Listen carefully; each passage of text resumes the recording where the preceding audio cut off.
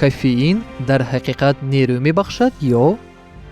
90% сокинони Аврупо ҳар рӯз дорӯи психотропиеро истеъмол мекунанд, ки онро аз дилхоҳ мағоза бе ягон ресепт харидан мумкин аст.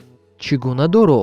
Кафеини оддию ба осонӣ дастрасшаванда, мувофиқи тадқиқоте ки ширкати Росбизнес Консалтинг гузарондааст, сокини миёнаи Русия дар соли 2006 278 пиёла қаҳва нӯшидааст.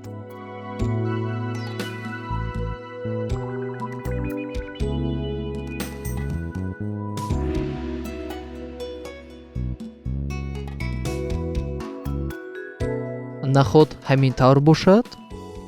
оё шумо одамони зиёдеро медонед, ки ҳар рӯз як пиёла қаҳва ё чой нанӯшанд, ё ҳабҳоро аз дарди сар ё дандон нахӯранд, пепси ё кока-кола наменӯшанд?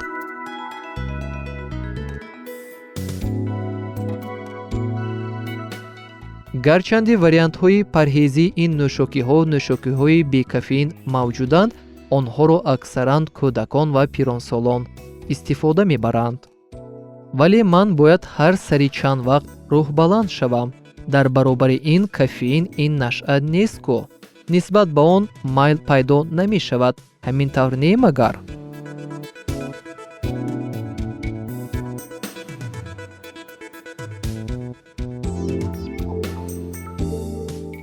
агар одамро аз моддае ки дар ӯ вобастагиро ба миён овардааст маҳрум созанд, он гоҳ дар ӯ аломатҳои хоси ҷисмонию психологӣ мушоҳида мешаванд.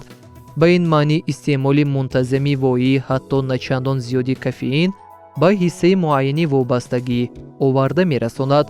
воситаи хуби санҷидани ин дар давоми якчанд рӯз нанӯшидани ҳамаи намудҳои қаҳва мебошад.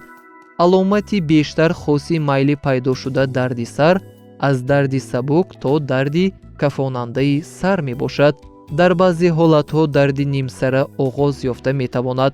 аломатҳои дигари ҷисмонӣ метавонанд набудани иштиҳо, дилбеҳузурӣ, қайкунӣ ва бемадорӣ бошанд. ҳамаи ин аломатҳо метавонанд аз 1 то 5 рӯз давом кунанд. аломатҳои психологии дасткашӣ аз моддае ки дар шумо майлу дилбастагиро пайдо кунондааст, одатан мушкилтар мегузаранд. ҳатто оғоз ёфтани рӯафтодагӣ мумкин аст. ҳолати одамеро ки одат кардааст дар давоми рӯз худро бо нӯшидани қаҳва рӯҳбаланд кунад, дар ин маврид бо майлу ҳаваси шахси тамокукаш ба тамоку муқоиса намудан мумкин аст. нигоҳ доштани худ мушкил аст, то ки ба одати кӯҳна аз нав даст назанад.